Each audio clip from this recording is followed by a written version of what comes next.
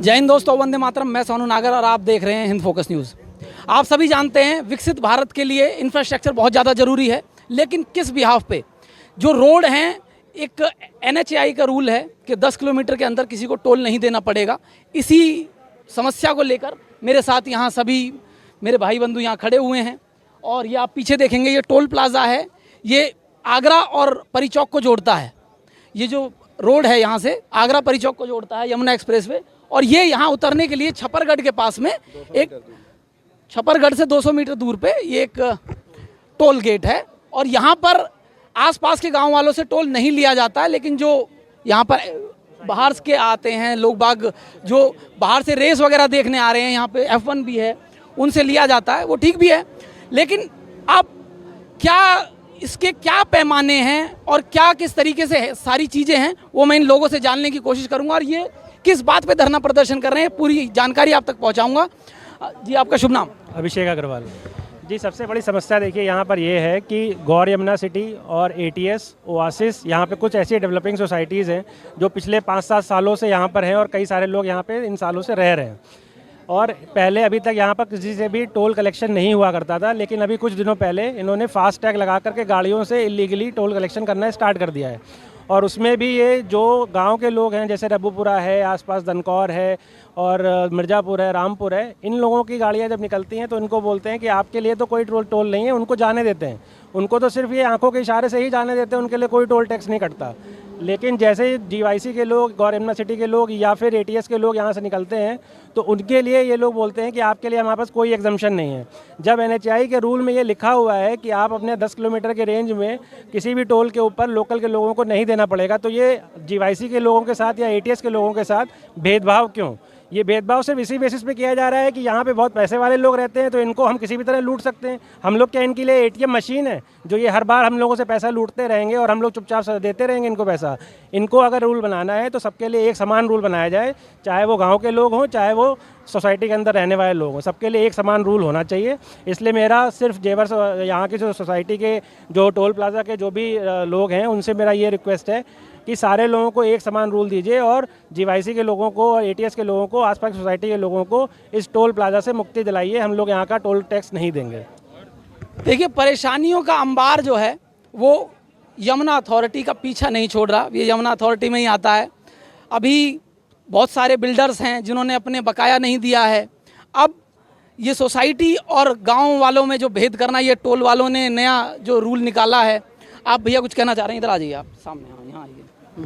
यहाँ मेरा नाम विशाल है। यहाँ पे एक दिक्कत और है कि जो टोल वाले हैं बदतमीज़ी करते हैं। ठीक है, अगर यहाँ पे जाने लोकल को जाने देते हैं, हम पूछते हैं आपने किस नियम के आधार पे दिया, हमें वो नियम दिखा दो, हमें बता दो कि जब गवर्नमेंट ऑफ इंडिया ने बता रखा है कि आप 10 किलोमीटर से अंदर हैं, जबकि ये सिर्फ 200 मीटर दूर है यहाँ पे, लेकिन तब भी 1 किलोमीटर से भी कम डिस्टेंस है, तब भी हमसे तो टोल चार्ज कर रहे हैं। इनके पास कोई नियम लिखित में नहीं है, कोई नियम दिखाने को तैयार नहीं होते हैं, ऊपर से बदतमीजी करते हैं। कहते हैं कि हमारे रिश्तेदार हैं, हमारी बुआ बहन के बेटे हैं, हम उनको जाने देंगे लोकलों को, और यहाँ के लोकल हमारे साथ बदतमीजी भी करते हैं।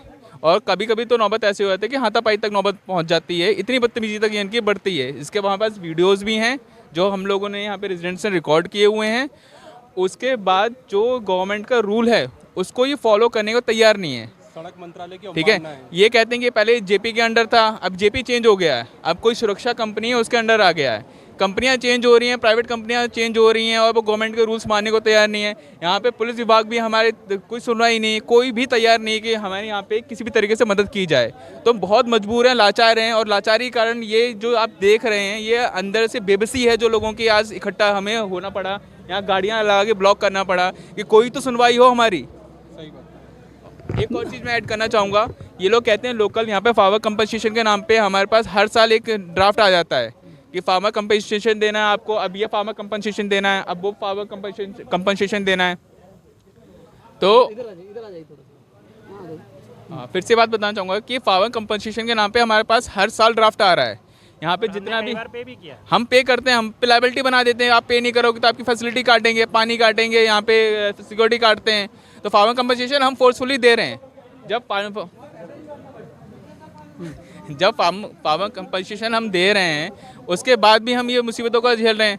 मतलब फार्मर कंपनसेशन भी हम दें, यहाँ सारे इंफ्रास्ट्रक्चर हमारे पैसे से बना है, हम ही टोल दें, जबकि हम 200 मीटर दूर रह रहे हैं।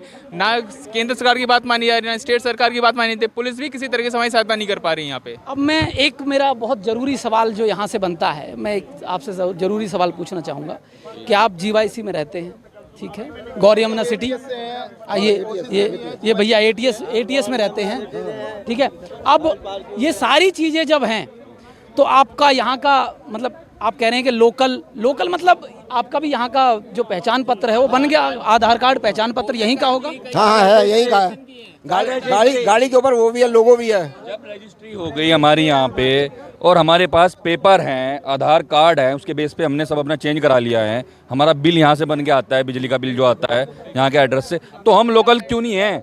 हम तो ये क्वेश्चन करना चाहते हैं, हम 1 करोड़ रुपए लगा के हमने मकान लिया यहाँ पे, बोलते तो हैं कि इंफ्रास्ट्रक्चर, क्या इंफ्रास्ट्रक्चर है ये इन लोगों का? एडा का क्या है?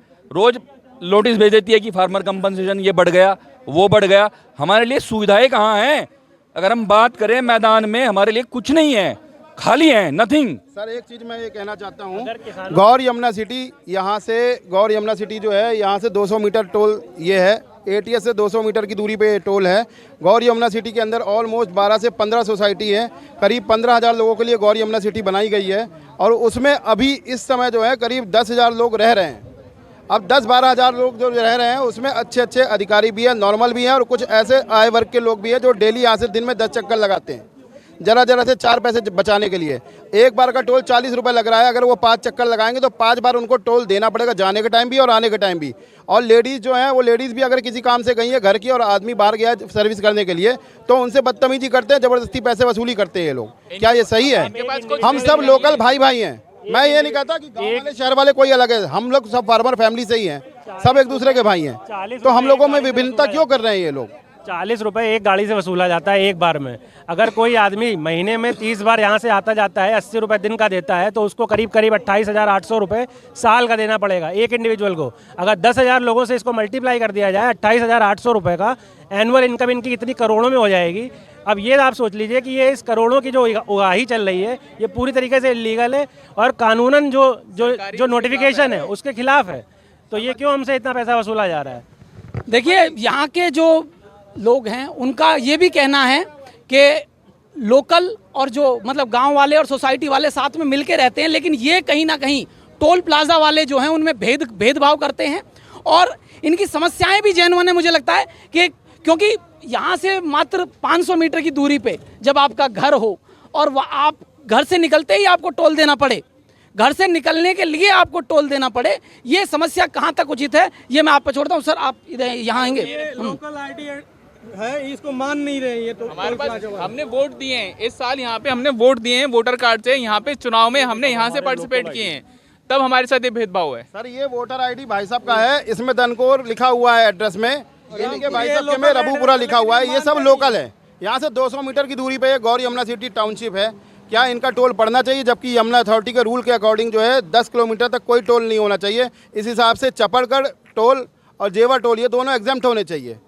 आपका क्या फैसला है, आप लोग बताइए। जनता देख रही है, जनता यहाँ पर। देखिए, जनता जनार्दन है, और मैं जनता से अपील करूंगा कि इस वीडियो को ज़्यादा से ज़्यादा शेयर करें, और ऐसे लोगों के खिलाफ सख्त से सख्त कार्रवाई होनी चाहिए जो इस तरीके की मनमानी और गुंडागर्दी एक तरीके से करते हैं।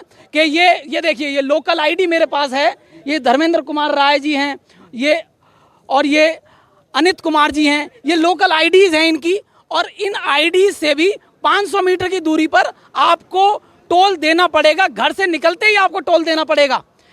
NHAI जो कि हाईवेज की अथॉरिटी है, सरकारी संस्था है, मुझे लगता है इस विषय में उसको ध्यान देना चाहिए और इन लोगों की समस्याओं को समझना चाहिए। यहाँ की लोकल पुलिस जो है, यहाँ का एडमिनिस्ट्रेशन जो है, उसको इन लोगों की समस्याओं को समझना होगा, क्योंकि घर से निकलते ही जब आप टोल देंगे तो मतलब आप अपने आप में असहाय महसूस करेंगे, और कितना परेशानी भरा ये एक सफ़र हो सकता है कि आप घर से निकलना बंद कर दें। ये एक तरीके से इस तरीके बता रहे हैं कि आप आना जाना बंद कर दें यहाँ से, और यहाँ के लोकल से और यहाँ से मतलब एक तरीके से भेदभाव हो जाए लोकल्स और सोसाइटी में, कि भाई के गांव वालों को ना देना पड़े, और जो यहाँ की रेजिडेंट हैं और जो मतलब चाहे भले ही ये मथुरा से हैं या कहीं से भी हैं, बहुत बहुत अलग अलग जगहों से हैं, लेकिन जब वो यहाँ रहते हैं, भारत में रहते हैं, भारत में आप कहीं भी जा सके रह सकते हैं, लेकिन अब समस्या ये है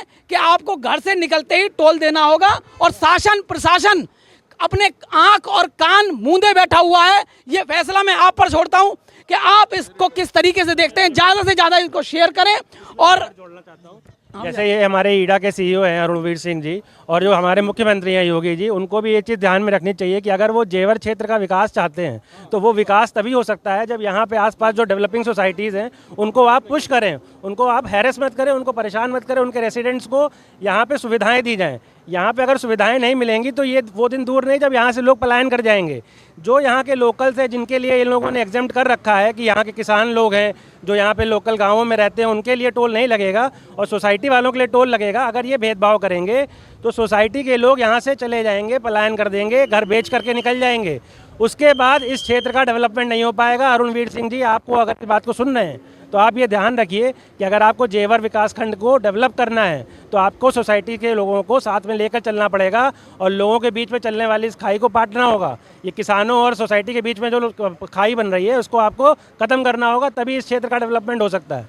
ये बहुत अच्छी बात कही है मेरे भाई ने कि डेवलपमेंट तभी होगा तब एक सब लोगों का मिलजुल कर जब उसमें योगदान हो, क्योंकि आप कहीं ना कहीं एक खाई बना रहे हैं बीच में। तो ये मैं आप पर छोड़ता हूं और इसी तरह की खबरों के लिए हमारे साथ जुड़े रहिए। और मैं चाहूँगा कि आपको अगर ये समस्या जेन्युइन लगती है तो इसे ज़्यादा से ज़्यादा शेयर करें, ऐसे लोगों तक पहुँचाएं जो आपकी आवाज़ बन सकते हैं। और आपको लगता है कि इस तरीके की समस्याएं हम और उठाते रहें तो हमें कमेंट ज़रूर करें। जय हिंद, वंदे मातरम। आप सभी का बहुत बहुत धन्यवाद। मैं भी इन लोगों के साथ यहीं पर इस समय हूं और इन लोगों के साथ लगा रहूंगा तब तक ये यहाँ से कोई डिसीजन नहीं होता है। मिलते हैं नेक्स्ट वीडियो में। धन्यवाद।